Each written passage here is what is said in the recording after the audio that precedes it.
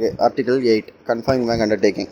Okay, Article-7க்கும் 8க்கும் நிறைய சிமிலாரிட்டிஸ் இருக்குது. ரெண்டு டிஃப்ரென்ஸ் தான் இருக்குது. என்ன அப்படின்னா, இஷ்யூயிங் பேங்க்கால் நெகோஷியேட் பண்ண முடியாது, ஆனால் கன்ஃபர்மிங் பேங்க்கால் நெகோஷியேட் பண்ணலாம்.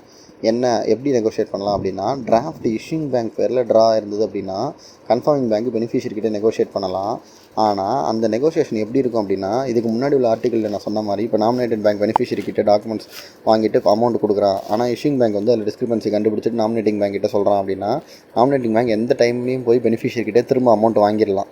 ஏன்னா நாமினேட்டட் பேங்க் வந்து டாக்குமெண்ட்ஸ்லாம் செக் பண்ணல, எதுவும் பண்ணல, ஜஸ்ட் அமௌண்ட் மட்டும் தான் கொடுத்துருக்கான். பட் இந்த கேஸில் என்னென்னா, கன்ஃபர்மிங் பேங்க் ஒரு டாக்குமெண்ட் அவங்ககிட்ட வந்தாலே அவன் கண்டிப்பாக செக் பண்ணி தான் ஆகணும். அப்படி செக் பண்ணி அவன் டிஸ்கிரிபன்சி கண்டுபிடிக்காமல், ஒரு எக்ஸாம்பிள் பெனிஃபிஷரிக்கு அமௌண்ட் கொடுத்துட்டான் அப்படின்னா, அப்போது அந்த டாக்குமெண்ட்டை இஷ்யூயிங் பேங்க் கிட்ட ஃபார்வர்ட் பண்ணும்போது இஷ்யூயிங் பேங்க் ஒரு டிஸ்கிரிபன்சி கண்டுபிடிக்கிறான் அப்படின்ற பட்சத்தில் கன்ஃபர்மிங் பேங்க்கு நேராக பெனிஃபிஷரி கிட்ட போயிட்டு நான் உனக்கு அமௌண்ட் கொடுத்தது திரும்ப கொடு அப்படின்னு சொல்லி கேட்க முடியாது. ஸோ இதோட மீனிங் தான் வந்து வித்தவுட் ரீகோர்ஸ். ஸோ ரீகோர்ஸ் அப்படின்னா திரும்ப வாங்கிக்கலான்னு அர்த்தம். வித்தவுட் ரீகோர்ஸ் அப்படின்னா திரும்ப வாங்கவே முடியாதுன்னு அர்த்தம். இதுதான் இஷ்யூயிங் பேங்க்குக்கும் கன்ஃபர்மிங் பேங்க்குக்கும் உள்ள டிஃப்ரென்ஸ்.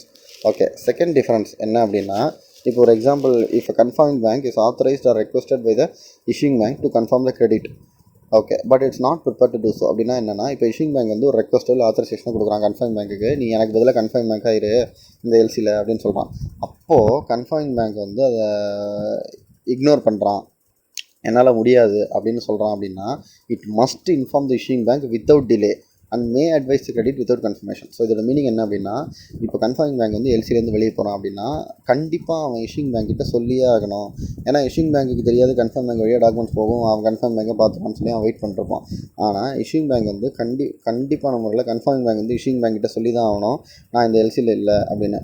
ஆனால் கன்ஃபர்ம் பேங்க் அது போல் ஒன்று பண்ணலாம், வேணா அவனுடைய இஷ்டம், வேணா அந்த எல்சி வந்து கன்ஃபர்மேஷன் ஆட் பண்ணாமல் வெறும் அட்வைஸ் மட்டும் பண்ணலாம். ஸோ இது ரெண்டு தான் டிஃப்ரென்ஸ் இஷ்யூயிங் பேங்க்கும் கன்ஃபர்மிங் பேங்க்கும். ஓகே ஃப்ரெண்ட்ஸ், இந்த வீடியோ கண்டிப்பாக உங்களுக்கு யூஸ்ஃபுல்லாக இருக்கும், பிடிச்சிருக்குன்னு தெரியும். ஸோ லைக் பண்ணுங்கள், கமெண்ட் பண்ணுங்கள், மறக்காமல் நம்ம சேனலை சப்ஸ்கிரைப் பண்ணுங்கள், உங்கள் ஃப்ரெண்ட்ஸ் கிட்டலாம் ஷேர் பண்ணுங்கள், கொஞ்சம் சப்போர்ட் பண்ணுங்கள். Little sweet and spice, throw it all in a cauldron, mix it up real nice, fire in my eyes, stir